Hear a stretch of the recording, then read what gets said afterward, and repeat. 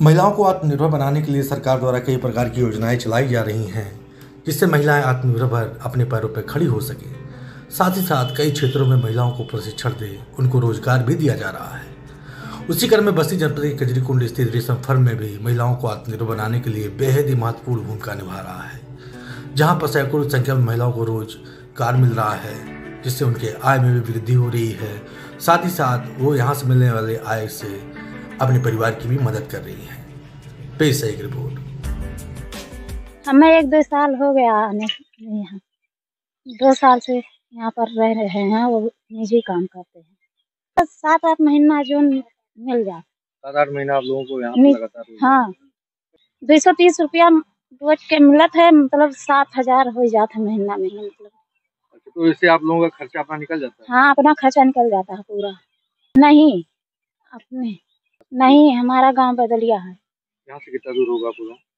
3-4 kilometre.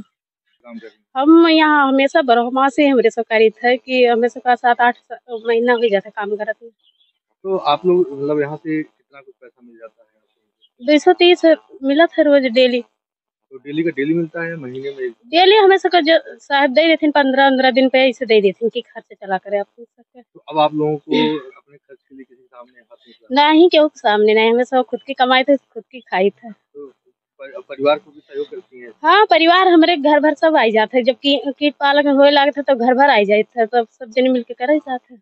और सब हमरे ही सब करी था। हमरे सबको खुशी हुआ था कि हमें सब पैसा कमाई था बढ़िया, ना क्यों आगे हाथ पसारे रहा था, ना कोनो चीज दिक्कत। परिवार को भी मदद करती है पैसे? हाँ, पैसा तो घर पे भिजवा दी था। हाँ, काफी फायदा मिला था। यहाँ हमेशा काम मिला था।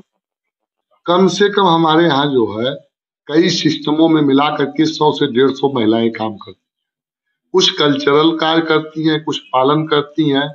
जिनको पालन में समय है वो पालन करती है, जिनको कल्चरल कार्य में समय है वो कल्चरल कार्य करती है, जिनके द्वारा उनको बाकायदे रोजगार मिलता है।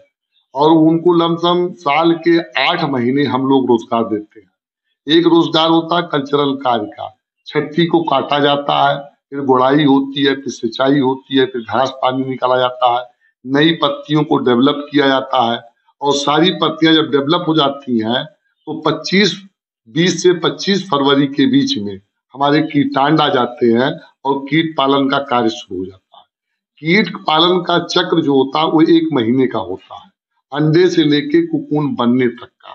तो वो लोगों को फ्री में अंडा से लेके उपकरण से लेके हर चीजें उनको, यहाँ तक कि जिनके पास घर नहीं है उनको हमने यहाँ पे कॉमन ब्रीडिंग हाउस बना रखा है, उसमें उनको पालन करवाते हैं। और पालन करने के बाद जब उनका कुकून बन जाता है तो हम लोग व्यापारी बुलवा करके कोशिश करते हैं कि ग्रीन कुकून बेच जाए।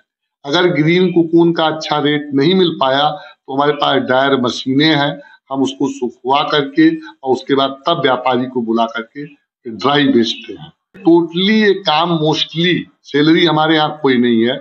मनरेगा का अगर बजट मिल गया तो मनरेगा के अनुसार से, नहीं तो विभागीय बजट के अनुसार से कार्य करती हैं।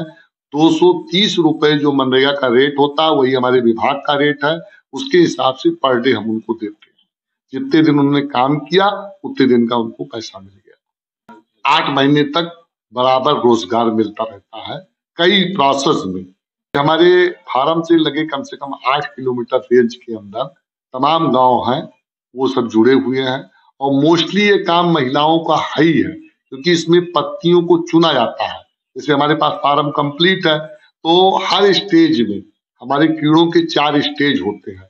पहले स्टेज में कली पत्ती दी जाती है, सेकंड स्टेज में उससे नीचे की पत्ती दी जाती है, थर्ड में उससे नीचे की, और फोर्थ में बिल्कुल बॉटम से उनको पत्ती दी जाती है। ये सब ट्रेनिंग करती है। इन लोगों को ले जाकर के हम बंगलौर, कलकत्ता वहाँ ट्रेनिंग कराते हैं फ्री के अंदर, कोई भी चीज शुल्क नहीं है।